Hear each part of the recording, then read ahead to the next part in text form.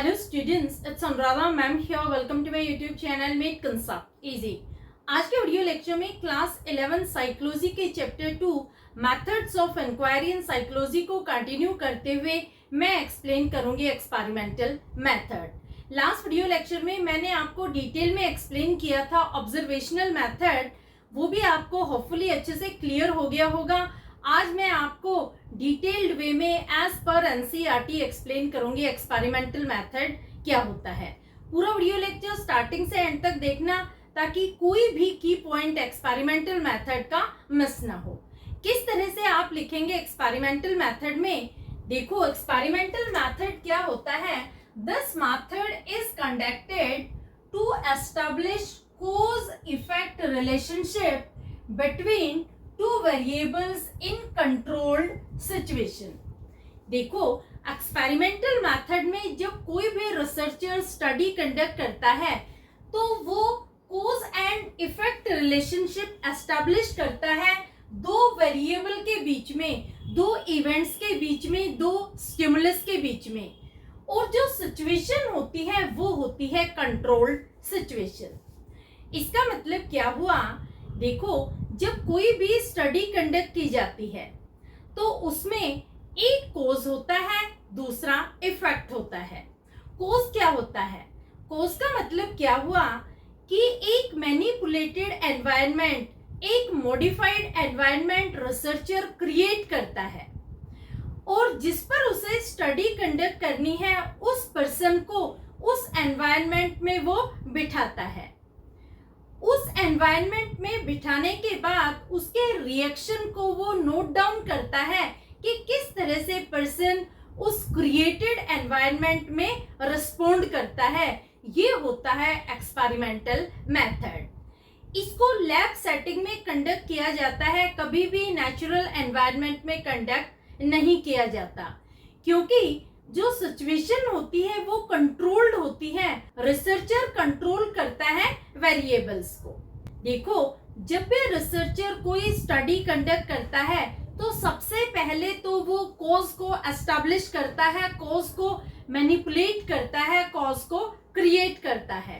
Cause क्या होता है, कॉज होता है एक मैनिपुलेटेड, एक क्रिएटेड एनवायरनमेंट जिसमें वो उस पर्सन को बिठाता है जो उसका क्लाइंट होता है, जिस पर उसे स्टडी कंडक्ट करनी है। किस तरह से उस कोर्स का इफेक्ट होता है उस पर्सन के बिहेवियर पर, उसे वो नोटिस करता है और नोटिस करने के बाद वो उसे एग्जामिन करता है कि कोर्स की वजह से क्या इफेक्ट हुआ पर्सन पर। यानी जो एनवायरनमेंट रिसर्चर ने क्रिएट किया था उस क्रिएटेड एनवायरनमेंट का क्या इफेक्ट पड़ा पर्सन पर, किस तरह से उस पर्सन ने उस क्रिएटेड एनवायरनमेंट में रिस्पोंड किया, ये होता है एक्सपेरिमेंटल मेथड। क्लियर? अब देखो इसमें एक बहुत इंपॉर्टेंट टर्म है वेरिएबल। वेरिएबल क्या होता है, एनी स्टिमुलस और event which varies and can be measured। इसका मतलब क्या हुआ, कोई भी ऐसा स्टिमुलस, कोई भी ऐसी इवेंट जो वेरी हो सकती है, चेंज हो सकती है, ऑल्टर हो सकती है, यानी आप जिसकी वैल्यू को मॉडिफाई कर सकते हैं, चेंज कर सकते हैं, मेजर कर सकते हैं, वो होता है वेरिएबल। देखो कोई भी ऑब्जेक्ट अपने आप में वेरिएबल नहीं होता, उसके जो एट्रीब्यूट्स होते हैं वो होते हैं वेरिएबल। जैसे जिस पेन से आप लिखते हैं वो पेन वेरिएबल नहीं है। जैसे देखो ये मार्कर है, इससे मैं लिख रही हूँ, ये मार्कर वेरिएबल नहीं है। लेकिन अगर मेरे पास बहुत सारे मार्कर अवेलेबल है, डिफरेंट कलर के, डिफरेंट साइज के, डिफरेंट शेप के, तो वो होंगे वेरिएबल। वेरिएबल में क्या होता है कि ऑब्जेक्ट की क्वालिटीज, उसकी क्वांटिटी, उसकी वैल्यूज को आप मेजर कर सकते हैं, वो चेंज हो सकती हैं। इस वजह से कभी भी ऑब्जेक्ट खुद वेरिएबल नहीं होता है। जब आप उसके एट्रीब्यूट्स को, उसकी ट्रेट्स को एनालाइज करते हैं तब आप उसे वेरिएबल कंसिडर करते हैं। जैसे देखो जिस रूम में आप बैठे हैं वो रूम वेरिएबल नहीं है, लेकिन साइज ऑफ रूम वेरिएबल हो सकता है क्योंकि आपके पास और भी different sizes of room available होंगे। तो समझ आया आपको वेरिएबल क्या होता है? वेरिएबल ऐसा स्टिमुलस होता है, ऐसी इवेंट होती है, ऐसा ऑब्जेक्ट होता है जिसे आप मेजर कर सकते हैं, जिसकी वैल्यू को आप ऑल्टर कर सकते हैं। जैसे देखो, मैंने यहाँ एग्जांपल दिया है इंटेलिजेंस का। इंटेलिजेंस क्या है? इंटेलिजेंस एक वेरिएबल है क्योंकि लोगों का अलग अलग लेवल ऑफ इंटेलिजेंस होता है। किसी का हाई इंटेलिजेंस होता है, कोई मॉडरेट इंटेलिजेंस का होता है, किसी का लो इंटेलिजेंस होता है। इसी तरह से जो हाइट है वो भी एक वेरिएबल है। जैसे आपकी हाइट 5 फुट 4 इंच है, जबकि आपके दोस्त की हाइट 5 फुट 6 इंच है। तो देखो यहाँ पर डिफरेंसेस हैं दोनों की हाइट में। तो जब डिफरेंसेस अराइज होते हैं क्वालिटी में, क्वांटिटी में, तो वो होता है वेरिएबल। इसी तरह से कलर ऑफ हेयर भी एक वेरिएबल है क्योंकि लोग हेयर को डाई करने के लिए डिफरेंट डिफरेंट कलर यूज करते हैं। कोई ब्राउन कलर यूज कर रहा है, कोई बरगंडी कलर यूज कर रहा है, कोई ब्लैक कलर यूज कर रहा है। तो कलर ऑफ हेयर भी वेरिएबल है। तो आपको अच्छे से क्लियर हुआ वेरिएबल क्या होता है? वेरिएबल ऐसा स्टिमुलस होता है जो वेरी करता है, जिसकी ट्रेट डिफर करती है एक दूसरे से, जिसकी वैल्यू को आप मेजर कर सकते हैं, जिसकी क्वांटिटी और क्वालिटी में डिफरेंस होता है, वो होता है वेरिएबल। क्लियर? अब देखो, वेरिएबल 3 तरह के होते हैं। पहला है इंडिपेंडेंट वेरिएबल, दूसरा है डिपेंडेंट वेरिएबल और तीसरा है एक्सट्रेनियस और कंट्रोल्ड वेरिएबल। ये तीनों ही बहुत इंपॉर्टेंट है क्योंकि पूरा एक्सपेरिमेंटल मेथड इन तीनों वेरिएबल पर डिपेंडेंट है। तो सबसे पहले मैं आपको बता रही हूं इंडिपेंडेंट वेरिएबल क्या होता है। Variable which is manipulated or altered is known as independent variable। देखो, जिस वेरिएबल को आप चेंज कर सकते हैं, जिसे आप मॉडिफाई कर सकते हैं, वो होता है independent variable. Independent variable is the cause in any experimental situation. देखो, जो इंडिपेंडेंट वेरिएबल होता है ये किसी भी एक्सपेरिमेंटल सिचुएशन का कोज होता है। कोज का मतलब क्या हुआ कि इंडिपेंडेंट वेरिएबल में आप अपनी मर्जी से मॉडिफाई करके एक एनवायरनमेंट क्रिएट करते हैं और जिस पर आपको स्टडी कंडक्ट करनी है उस पर इस कोज के इफेक्ट को आप एनालाइज करते हैं, स्टडी करते हैं कि जो क्रिएटेड एनवायरनमेंट था उस पर पर्सन ने किस तरह से रिएक्ट किया है। तो देखो, जो कॉज होता है ये हमेशा होता है इंडिपेंडेंट वेरिएबल। इंडिपेंडेंट का मतलब क्या हुआ कि ये किसी पर डिपेंड नहीं होता। इसे रिसर्चर अपनी मर्जी से मॉडिफाई करता है, क्रिएट करता है, ऑल्टर करता है। ये बनता है एक्सपेरिमेंट का कॉज। अब देखो, जो experiment conducted by Bibb Latane and John Darley, researcher wanted to examine the effect of presence and absence of other person in the room on reporting of the smoke। अब देखो, independent variable को अच्छे से समझने के लिए आपको मेरा प्रीवियस वीडियो लेक्चर देखना होगा जिसमें मैंने आपको बिब लैटने और जॉन डार्ली का एक्सपेरिमेंट डिटेल में एक्सप्लेन किया है। उसमें मैंने आपको क्या बताया था कि बिब लैटने और जॉन डार्ली ये दोनों अमेरिकन साइकोलॉजिस्ट थे। इन्होंने अपनी लैब में एक एक्सपेरिमेंट कंडक्ट किया था। इन्होंने कोलंबिया यूनिवर्सिटी से स्टूडेंट्स बुलवाए, उनको ये बोला कि आपका इंटरव्यू लिया जाएगा सर्टेन टॉपिक पर। उन्हें ये नहीं बताया कि आप पर स्टडी कंडक्ट की जा रही है। उनको कहा कि आपको क्वेश्चनेयर दिया जाएगा, आपको रूम में जाना है और क्वेश्चनेयर फिल करना है। अब देखो, रिसर्चर ने क्या किया? रिसर्चर ने एनवायरनमेंट को मैनिपुलेट किया, एनवायरनमेंट को ऑल्टर किया, तो ये बन गया इंडिपेंडेंट वेरिएबल। किस तरह से रिसर्चर ने एनवायरनमेंट को मैनिपुलेट किया? देखो, वहां पर 3 रूम अवेलेबल थे जो तीनों इक्वल साइज के थे, तीनों रूम का सेम टेम्परेचर था।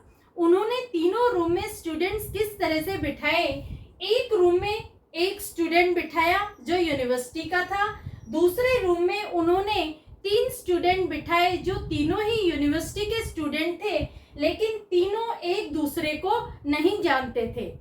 तीसरे रूम में उन्होंने 2 कॉन्फिडरेट्स बिठाए और जो तीसरा स्टूडेंट था ये था यूनिवर्सिटी का। अब देखो इस एक्सपेरिमेंट में जो सिचुएशन थी वो कंट्रोल्ड सिचुएशन थी, क्योंकि रिसर्चर ने अपनी मर्जी से स्टूडेंट्स को बिठाया है। किस तरह से उसने स्टूडेंट्स के बैठने में मैनिपुलेशन किया है, ऑल्टरेशन किया है, ये है इंडिपेंडेंट वेरिएबल। एक रूम में उन्होंने सिंगल स्टूडेंट बिठाया है, दूसरे रूम में 3 यूनिवर्सिटी के स्टूडेंट बिठाए हैं और तीसरे रूम में 2 कॉन्फिडरेट्स हैं, यानी रिसर्चर के खुद के बंदे हैं। उनको बोला गया है कि आपको किसी तरह का कोई रिएक्शन नहीं करना है, और जो तीसरा स्टूडेंट है वो है यूनिवर्सिटी का। अब देखो रिसर्चर क्या करता है, तीनों ही रूम में स्मोक फिल करना शुरू करता है, क्योंकि उसके एक्सपेरिमेंट में उसे यही देखना था कि दूसरों के प्रेजेंस में हमारा रिएक्शन कैसा होता है और जब हम अकेले होते हैं तो हमारा रिएक्शन कैसे होता है। तो देखो जैसे ही 4 मिनट में पूरे रूम में स्मोक फिल हो जाती है, विजन में भी प्रॉब्लम होती है, ब्रीदिंग में भी प्रॉब्लम होती है, तो जो स्टूडेंट अकेला बैठा था वो तुरंत रिएक्ट करता है, वो इमीडिएटली रूम को छोड़कर बाहर निकल जाता है और वो स्मोक के बारे में रिपोर्ट करता है। ऐसा उसने क्यों किया? क्योंकि देखो वो स्टूडेंट अकेला बैठा था। आप अगर कहीं अकेले बैठे हैं और अगर आप अचानक स्मोक फिल होती देखते हैं तो आप एकदम डर जाएंगे, आप तुरंत वहां से बाहर निकल जाएंगे। इसका मतलब क्या हुआ कि जब हम अकेले होते हैं तो हम बहुत जल्दी रिएक्ट करते हैं।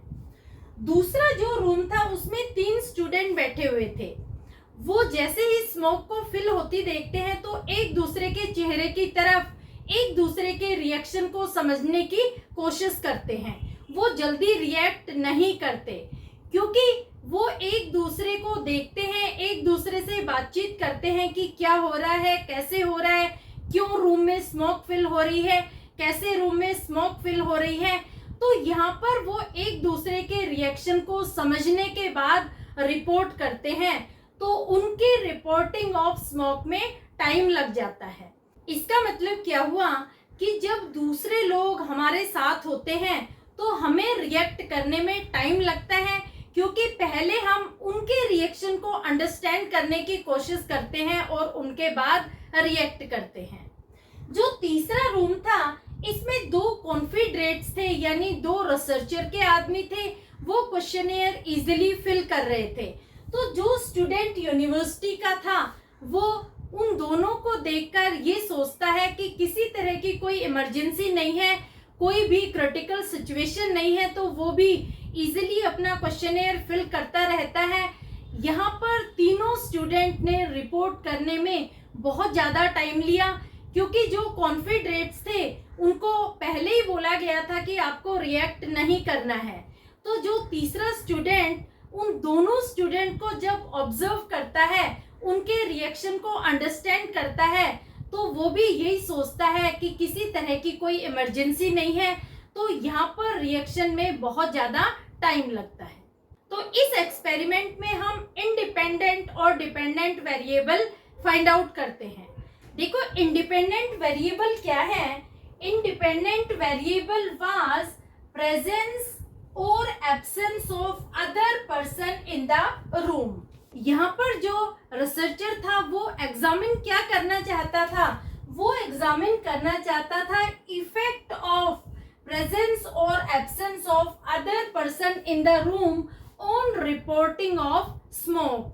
स्मोक के बारे में किस तरह से स्टूडेंट्स ने रिएक्ट किया जो अकेले बैठे थे, और जिनके साथ दूसरे स्टूडेंट्स बैठे थे उनका किस तरह का रिएक्शन था, ये इफेक्ट वो देखना चाहता था। तो देखो जो स्टूडेंट अकेले बैठे थे उनमें से 75% स्टूडेंट्स ने स्मोक के बारे में रिपोर्ट किया, जबकि जो स्टूडेंट ग्रुप में बैठे थे उनमें से 38 स्टूडेंट्स ने स्मोक के बारे में रिपोर्ट किया, और जो कॉन्फिडरेट्स के साथ स्टूडेंट बैठा था उनमें से सिर्फ 10% स्टूडेंट्स ने ही स्मोक के बारे में रिपोर्ट किया। तो ये बन जाता है कॉज, इंडिपेंडेंट वेरिएबल है कॉज, क्योंकि यहाँ पर रिसर्चर ने सिचुएशन को खुद ऑल्टर किया था, खुद मॉडिफाई किया था, खुद मैनिपुलेट किया था। स्टूडेंट का जो सिटिंग अरेंजमेंट था ये एक कंट्रोल्ड सिचुएशन में था, क्योंकि यहाँ पर रिसर्चर एग्जामिन करना चाहता था कि जो स्टूडेंट अकेले बैठे थे वो स्मोक के बारे में किस तरह से रिएक्ट कर रहे हैं, और जो स्टूडेंट ग्रुप में बैठे हैं वो स्मोक के बारे में किस तरह से रिएक्ट कर रहे हैं। तो आपको समझ में आया इंडिपेंडेंट वेरिएबल किसी भी एक्सपेरिमेंटल सिचुएशन का कॉज होता है। ये रिसर्चर अपनी मर्जी से मैनिपुलेट करता है, मॉडिफाई करता है, ऑल्टर करता है, और जिस पर्सन पर उसे स्टडी कंडक्ट करनी है उस पर्सन को उस ऑल्टर्ड एनवायरनमेंट में, मैनिपुलेटेड एनवायरनमेंट में बिठाता है, ताकि उसके रिस्पॉन्स को, उसके रिएक्शन को वो नोट डाउन कर सके और फाइनली वो एनालाइज कर सके कि उसका बिहेवियर किस तरह से एग्जिस्ट होता है। क्लियर? तो एक्सपेरिमेंट में जो इंडिपेंडेंट वेरिएबल है वो क्या है? प्रेजेंस और absence of other person in the room. समझ में आया? अब हम लेते हैं सेकंड वेरिएबल जो है dependent variable. It refers to the change brought by an independent variable. It depends on independent variable. Dependent variable is the effect in any experimental situation. For example, frequency of reporting of smoke in Latney and Darley experiment was dependent variable. देखो dependent variable क्या होते हैं? ऐसे variable जो independent variable पर depend होते हैं। ये हमेशा ऐसा बिहेवियर होता है जो इंडिपेंडेंट वेरिएबल की वजह से चेंज होता है। इसे हमेशा इफेक्ट कंसीडर किया जाता है किसी भी एनवायरमेंटल सिचुएशन में। देखो लेटने और डार्ली का जो एक्सपेरिमेंट था इसमें डिपेंडेंट वेरिएबल क्या है? डिपेंडेंट वेरिएबल है frequency of reporting of smoke. कितनी फ्रिक्वेंटली स्टूडेंट्स ने स्मोक के बारे में रिपोर्ट किया। ये किस चीज पर डिपेंड था? ये डिपेंड था प्रेजेंस और absence of other person in the room. जिस रूम में दूसरे लोग प्रेजेंट थे वहां पर रिपोर्ट करने में टाइम लगा। देखो ये जो दो रूम थे यहाँ पर दूसरे स्टूडेंट प्रेजेंट थे तो यहाँ पर फ्रीक्वेंसी ऑफ रिपोर्टिंग लेस हो गई, लेकिन जो पर्सन अकेला बैठा था, जो स्टूडेंट अकेला बैठा था उसने बहुत जल्दी रिपोर्ट किया स्मोक के बारे में। तो जो डिपेंडेंट वेरिएबल होते हैं ये हमेशा इंडिपेंडेंट वेरिएबल पर डिपेंड होते हैं, यानी जो सिचुएशन क्रिएट की गई थी उस सिचुएशन का क्या असर हुआ स्टूडेंट्स पर, ये है डिपेंडेंट वेरिएबल। कितनी फ्रिक्वेंटली उन्होंने स्मोक के बारे में रिपोर्ट किया। तो डिपेंडेंट वेरिएबल क्या होते हैं? डिपेंडेंट वेरिएबल ऐसे वेरिएबल होते हैं जिसमें चेंजेस लाए जाते हैं bye independent variable. Independent variable की वजह से इनके बिहेवियर में चेंजेस होते हैं। दूसरा, ये हमेशा इंडिपेंडेंट वेरिएबल पर डिपेंडेंट होते हैं, यानी ये अपनी मर्जी से अपने बिहेवियर में चेंजेस नहीं लाते। इनके बिहेवियर में जो चेंजेस आते हैं वो इंडिपेंडेंट वेरिएबल की वजह से आते हैं। और किसी भी एक्सपेरिमेंटल सिचुएशन में जो डिपेंडेंट वेरिएबल होते हैं ये हमेशा इफेक्ट होते हैं। तो आपको कॉज और इफेक्ट रिलेशनशिप समझ में आई। जो इंडिपेंडेंट वेरिएबल होता है वो हमेशा कॉज होता है एक्सपेरिमेंट का, और जो डिपेंडेंट वेरिएबल होता है वो हमेशा इफेक्ट होता है एक्सपेरिमेंट का। क्लियर? तो लेटनी और डार्ली के एक्सपेरिमेंट में भी आपको क्लियर हो गया होगा कि frequency of reporting of smoke था डिपेंडेंट वेरिएबल, क्योंकि frequency of reporting of smoke किस चीज पर डिपेंड था, ये डिपेंड था प्रेजेंस और absence of other person in the room. Clear? अब देखो एक तीसरा वेरिएबल और है एक्सट्रेनियस, जिसका नाम है controlled variable. They need to be controlled in an experiment because researcher is not interested in their effect on dependent variable. For example, size of room, amount of smoke or room temperature. देखो जो controlled variable है इन्हें constant रखा जाता है। जब भी experimental method use किया जाता है तो कंट्रोल्ड वेरिएबल जो एक्सट्रेनियस वेरिएबल होते हैं इन्हें कांस्टेंट रखा जाता है ताकि इनके इफेक्ट को डिपेंडेंट वेरिएबल पर देखा ना जाए। डिपेंडेंट वेरिएबल पर सिर्फ इंडिपेंडेंट वेरिएबल का ही इफेक्ट हो, एक्सट्रेनियस वेरिएबल का इफेक्ट ना हो। इस वजह से इन्हें कांस्टेंट रखा जाता है। जैसे देखो जब एक्सपेरिमेंट कंडक्ट किया गया तो साइज ऑफ रूम ये इक्वल था, अमाउंट ऑफ स्मोक जो तीनों रूम में फिल की गई थी वो इक्वल क्वांटिटी की थी, और तीसरा तीनों ही रूम का सेम टेम्परेचर था। तो इन तीनों चीजों को कांस्टेंट रखा गया था, इनमें किसी तरह के चेंजेस नहीं किए गए थे, क्योंकि जो रिसर्चर होता है वो इंटरेस्टेड नहीं होता है कि एक्सट्रेनियस वेरिएबल के इफेक्ट को डिपेंडेंट वेरिएबल पर स्टडी किया जाए। वो सिर्फ इंडिपेंडेंट वेरिएबल के इफेक्ट को ही डिपेंडेंट वेरिएबल पर स्टडी करना चाहता है।